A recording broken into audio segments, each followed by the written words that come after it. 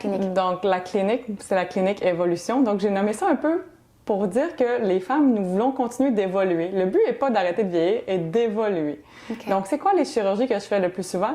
Bien, comme je vous ai dit un peu plus tôt, je suis spécialisée plus au niveau du corps et des génitales. Donc, à la clinique, c'est sûr qu'une chirurgie qui revient, c'est la labiaplastie. Pour les gens qui ont leurs petites lèvres, au niveau génital, peut un peu les gêner, qui sont plus longues, qui frottent dans nos vêtements de yoga, quand on fait du vélo. Donc, c'est une des chirurgies que je fais le plus fréquemment. Il y a des femmes qui viennent demander de diminuer. Alors, oui. ça fait le fait de diminuer les lèvres oui.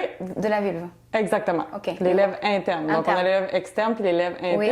Les lèvres internes, lorsqu'ils dépassent, bien, esthétiquement, les gens, des fois, n'aiment pas ça, la vision de les voir qui dépassent. Donc, ils trouvent que le look aussi peut être moins attirant, mais aussi dans des activités. Moins attirant pour qui? Exactement. Pour nous, quand on se regarde. OK, d'accord.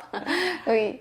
Et aussi quand on fait des activités comme par exemple le yoga, avec les pantalons leggings très serrés. Ça, la mode des pantalons leggings très serrés a amené plus de femmes à consulter pour la labiaplastie aussi, en voyant qu'avec un excès de peau, ça faisait peut-être des petits amas à un endroit qu'on voulait pas voir en pantalon. OK. Ça, c'est une des choses. Aussi, en vélo, les petites lèvres sont faites de muqueuse. C'est pas de la peau régulière. Donc, frotter continuellement, ça peut créer des irritations aussi.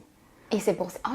vous m'apprenez vraiment un truc. Je pensais pas que c'était a thing. Aller se faire réduire. C'est un thing. Oui. Wow! Et vous avez beaucoup de femmes qui vont se faire une labiaplastie. Exactement. Fait que ça, c'est la chirurgie, je pense, que je performe le plus souvent à la clinique. C'est une chirurgie qui se fait pas endormie, donc réveillée. Tu peux voir... D'une durée d'1 heure, exactement. OK. Donc, puis je pense qu'entre femmes, c'est plus facile un peu d'aborder le sujet et d'en discuter. Donc ça, je dirais que c'est vraiment le numéro 1 qu'on fait à la clinique. Et bien sûr, le reste plus standard, l'augmentation mammaire, le redrapage, l'abdominoplastie. Les femmes qui ont eu des enfants, on appelle le mommy makeover. Ça aussi, c'est un autre sujet. Instagram. En fait, on pourra peut-être en parler